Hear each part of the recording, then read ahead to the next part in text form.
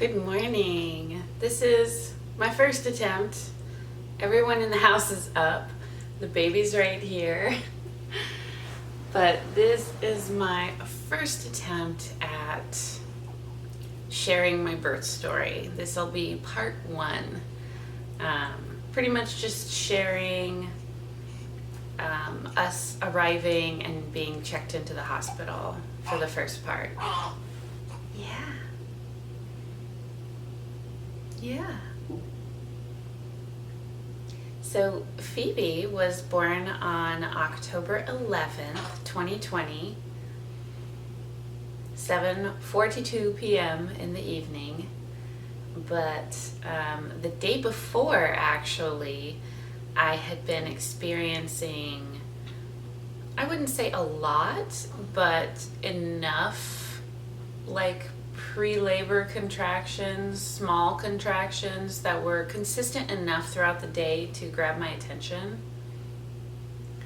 So on the evening of the 10th, when I was laying down to relax, we called Cindy and Jesse, and they were our two when labor strikes helpers. Cindy was going to take the children, and Jesse was going to be the interim until Cindy showed up, in case it happened in the middle of the night or the middle of the morning and people were asleep and in bed and all that good stuff. So actually on the evening of the 10th, about 7 p.m., Stephen called Cindy to let her know to stand by and be on deck, be ready, because he was pretty sure this was happening soon. And I had called Jessie and let her know, what was going on with me and that we felt it was coming soon, and, to be prepared and be ready for a call in the middle of the night and all that good stuff. So we went to bed. We ended up staying up pretty late, actually. It was about midnight when we laid down and turned off the lights, but then we were laying in bed talking for a while. So it was probably closer to 12:30 or 12:45 when we actually went to bed and passed out. So because with Samantha, when my water broke, I didn't realize what was going on, and I was bleary and drowsy.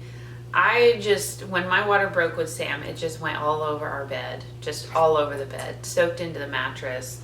We were like, the baby's coming, and jumped up and freaked out and all that good stuff. This time, let me sit you up. You're sliding. There you go. There you go.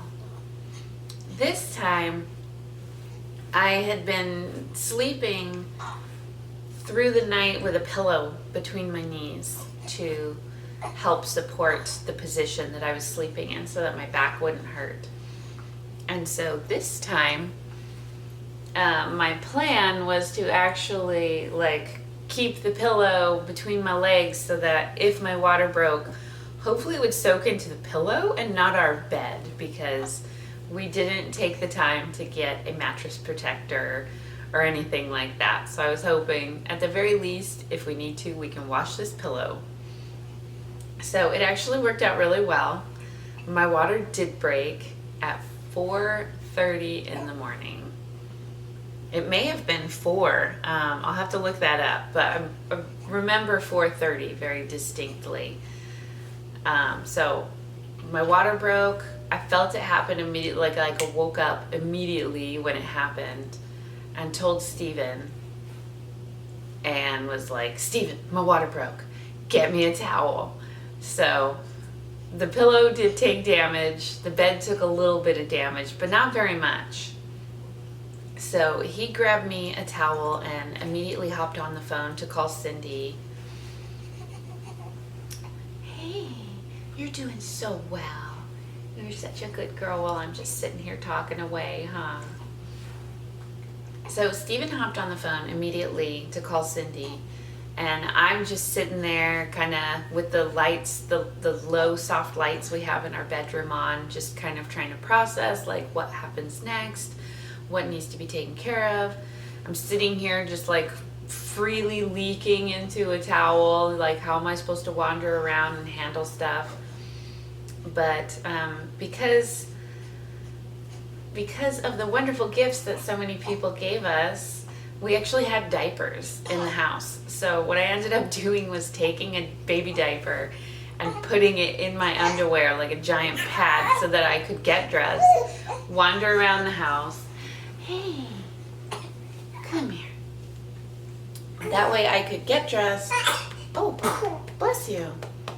Wander around the house, gathering everything that I needed to take to the hospital with me and make all my snacks, because being a vegan, I was prepared to take care of myself because I was pretty sure everyone else was going to starve me, and not on purpose, just oddly enough, most people don't know how to feed vegans. For some reason, a lot of people confuse gluten intolerance with veganism. So they're like, well, you can't have bread or wheat, so what are we going to feed you? And I'm like, no, honey, I love bread. Like, bring me a sandwich. So Steven calls Cindy.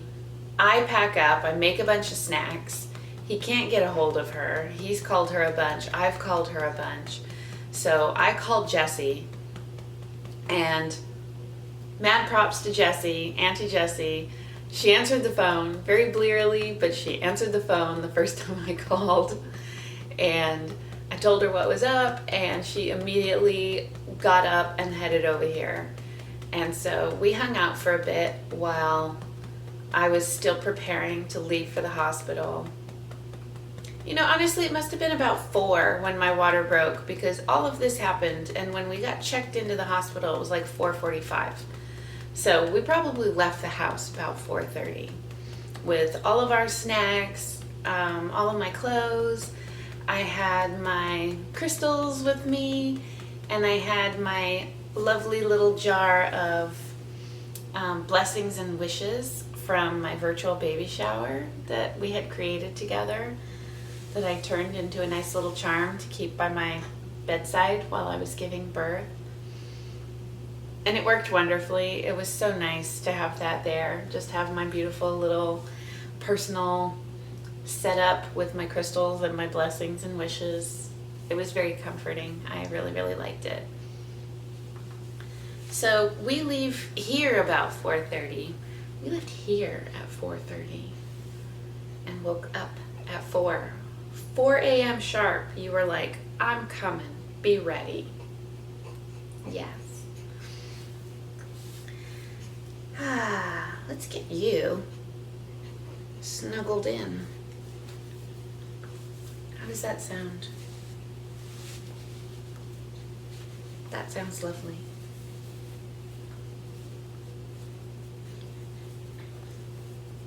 Ooh, and on a side note, I'll have to make a review video just for these things. I don't know if you can see it. This little ladybug. It is the Haka ladybug milk catcher. I know you're hungry. Gotta get my little milk catcher on because I tend to leak, little miss.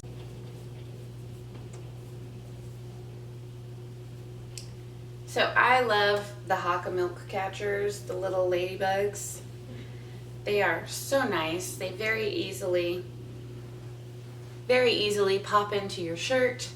They are conspicuous. It's not like it looks like a breast. I mean, it obviously is sticking off of your body, but oh, it has been so nice having them. I was soaking through all of my nursing pads and like every washcloth in the house every single day because I leak so much when she feeds. So these things have been a lifesaver. I've actually been able to capture my milk, pour it into bottles, and let Samantha and Jonas and Steven feed the baby. It's been really, really nice. So I will do an entire review on the Haka milk catchers because I absolutely love them. So back to the day that you came to us. So we left here at 4:30, got to the hospital, found a bomb-ass place to park. Actually, 4:30 in the morning, there was some awesome parking spots. close to the hospital. So we walked over to the main entrance, realized it was closed, and had to walk back over to emergency, where they checked us in, told us how to get to the mother and baby unit.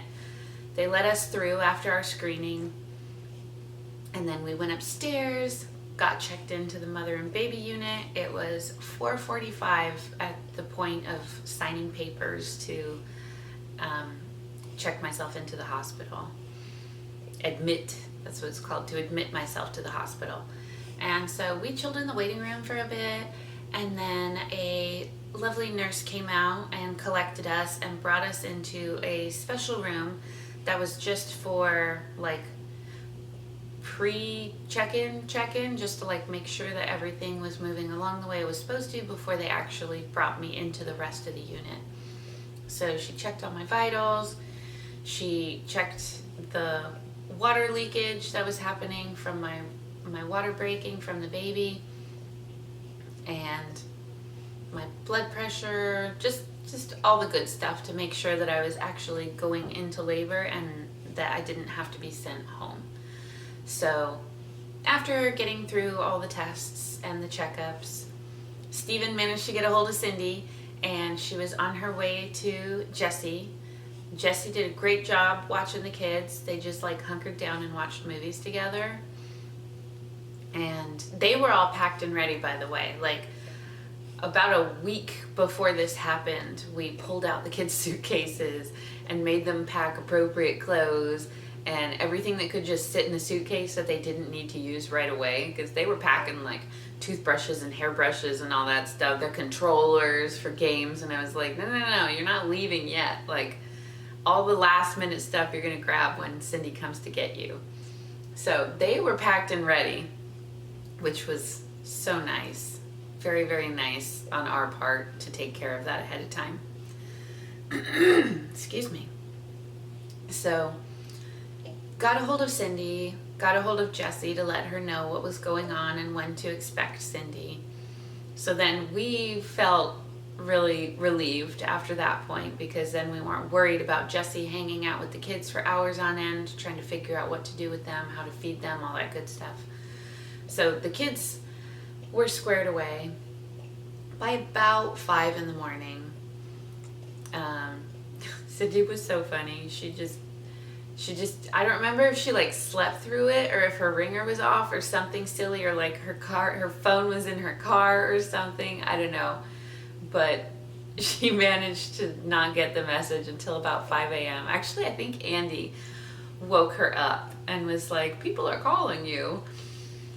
But anyways, so kids are managed. We're in the hospital. We got checked in by a lovely nurse named Kristen, and she was with us for quite a while, helping us out, getting us all checked into the room and ready and settled. So we got checked into a beautiful room, gorgeous view. Steven and I are super tired, but they still need to do all these checks on me and the baby, and keep doing heart monitors on the baby and checking my blood pressure and all this. I got the COVID test because I was told previously that when you are admitted to the hospital, you need to take a COVID test. I just thought that was standard procedure. At least that's what it sounded like. It turned out being that if I wanted to be allowed to walk the halls wearing a mask, I needed to take a COVID test. And I figured, just for peace of mind and to let everyone know that we had been hanging out with, because, vicariously hanging out with us meant that they were either at risk of being infected, or safe. So I took the COVID test. It wasn't that bad. It was this really long, skinny swab. And I wouldn't even call it a swab. They called it a swab. It had like bristles at the end, kind of like a straw brush, but like really tiny and much more delicate. And the stem to the swab itself was really long, but she assured me that she was only putting like a much smaller portion in. up into my nose and in my sinuses. And it really wasn't that bad. It did make me have to blow my nose. She gave me a couple warnings about what to expect. She said your eyes might water, you might have to sneeze or cough or blow your nose, and your ears might start to itch. You know, just there was a bunch of different random reactions that different people had had. I just ended up needing to blow my nose. I don't even think my eye watered or anything. It was very fast, very painless. I would say just slightly uncomfortable because you're not used to things being up in your sinuses like that, but she was very gentle and it was very quick. Good news, my test came back negative. I tested negative for COVID-19, so that was nice. But yeah, got checked into the hospital. They brought us drinks. They brought me juice and water. They brought Steven some coffee. It always amazes me. I mean, I guess it shouldn't amaze me, but I'm always taken aback by like how well the nurses take care of everyone. Like they weren't just focused on me and my comfort.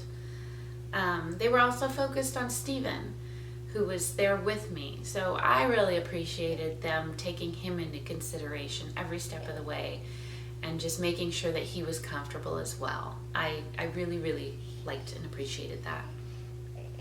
So checked into the hospital, let my midwife Amber know that I was there, and she was actually coming on to shift in a few hours. So really all that was left to do was just monitor the baby, monitor me, get comfy, and kind of wait, because after your water breaks, you have so many hours. I forget how many, but you have so many hours before they're like, okay, your water's been broken for this long. You know, we need to induce labor to reduce risk to the baby. Hey, how you doing? Yeah. You're so beautiful. I love you. So that's pretty much it for part one, because we did end up, just spoiler alert, we did end up inducing the labor in a very gentle way. We did not do Pitocin. We didn't do that one. That one's actually much more harsh on your body. It ramps up your contractions. And I've had it before with Samantha, and it almost seems very sudden, but it is really harsh on the body, like when the contractions do ramp up. But yeah, so we got checked into the hospital, and then we were just kind of playing the waiting game. So that is it for part one. I will record a part two soon, if not today, then tomorrow, and continue the birth story, the story of the birth of Phoebe.